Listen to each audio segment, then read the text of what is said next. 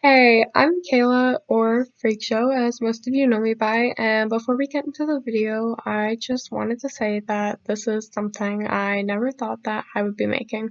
In all honesty, I never wanted to make this video because I've been in denial about this whole ordeal for a very long time.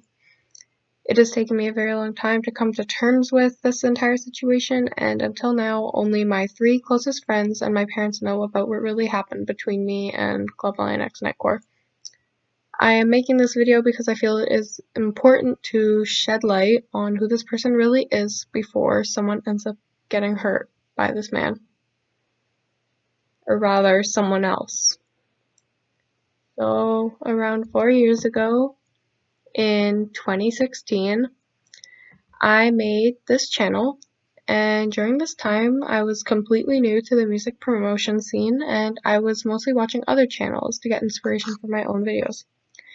One of those channels was clublionx nightcore. I noticed that he had really nice channel art, so I left him a comment under one of his videos asking for his Skype in hopes that he would make me one too. And to my surprise, he said sure, so we added each other. After he gave me a channel art, we began talking casually, and I eventually asked him how old he was. And he told me he was 21 going on 22. And because I was 13, this made me nervous, and I actually almost ended up blocking him. I wish I did. It's important to note that he also knew that I was 13. So after a couple months of talking, we became besties, if you could even call it that. We were talking to an unhealthy extent.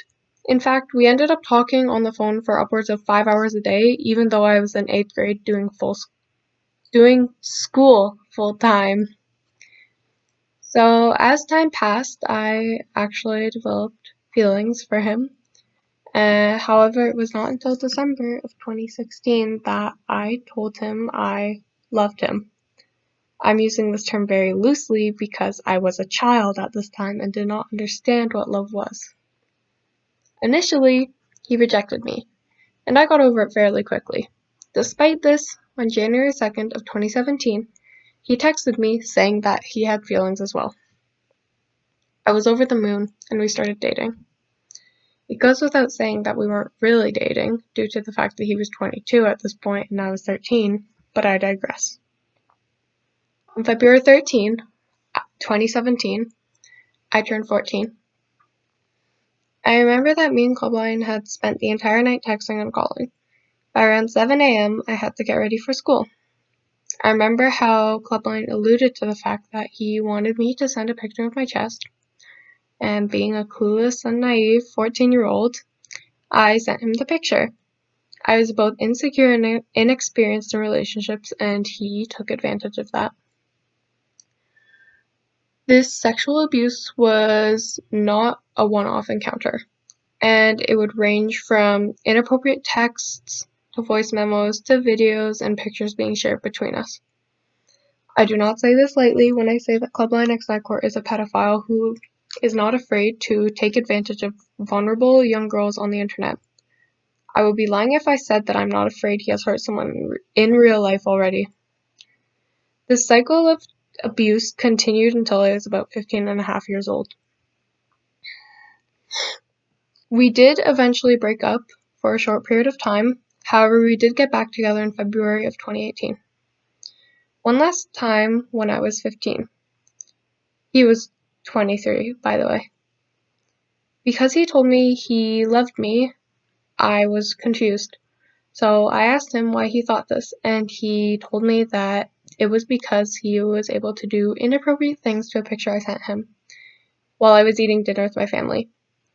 This disturbs me a lot because the picture I sent him was in no way sexual. It was a selfie of me in a gray sweatshirt sitting on my bed. It is important to note that I was also 14 in this picture, despite the fact that I was 15 when this happened. At the end of February, we broke up for good, even though I have to note that we still weren't really dating because I was a child. Another thing that is important to mention is the fact that when I was 13 to 15, Clubline had all my passwords to all of my accounts. This includes Instagram, Facebook, Discord, Twitter, and even Google. He had me on lock, and I felt that I had no way to escape him. because he was always watching me. Nearing the end of our relationship, I began calling one of my childhood friends Tim a lot. This made him really angry, so I began to lie and say that I was going to sleep, when in reality, I would just go to call Tim. Eventually, he found out and threatened to place a screen recorder on my Discord account if I continued to lie to him about going to bed.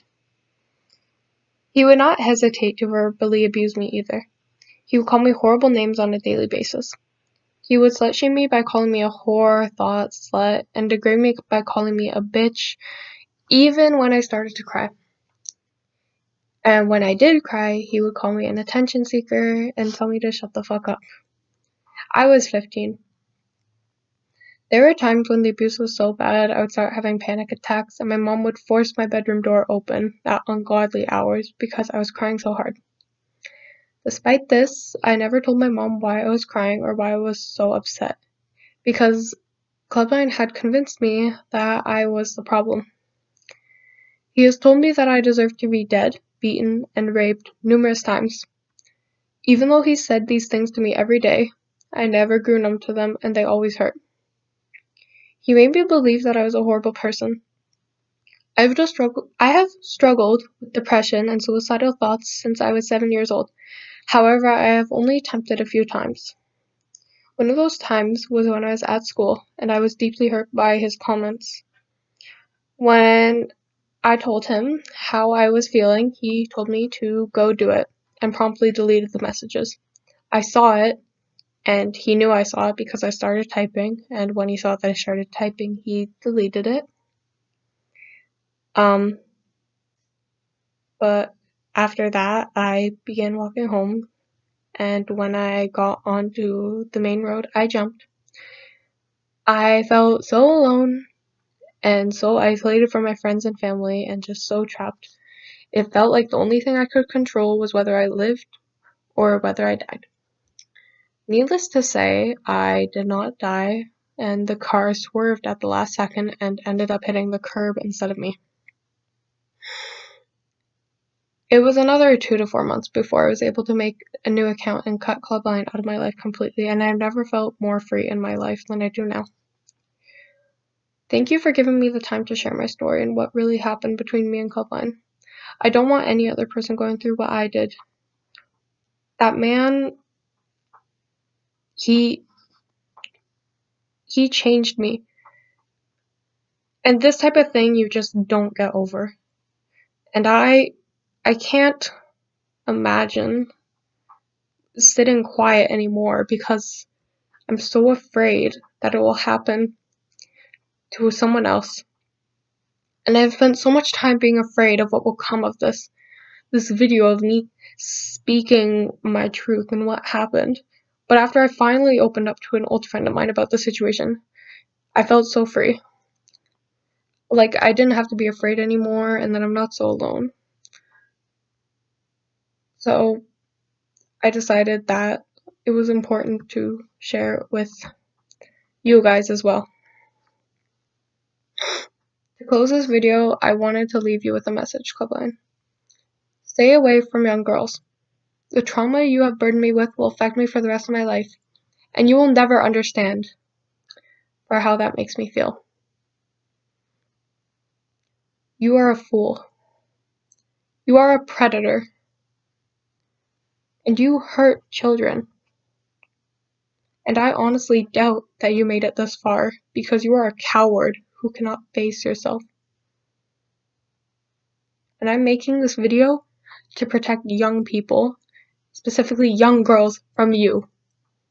And I hope that everyone sees this video so that they can protect themselves from you. Thank you.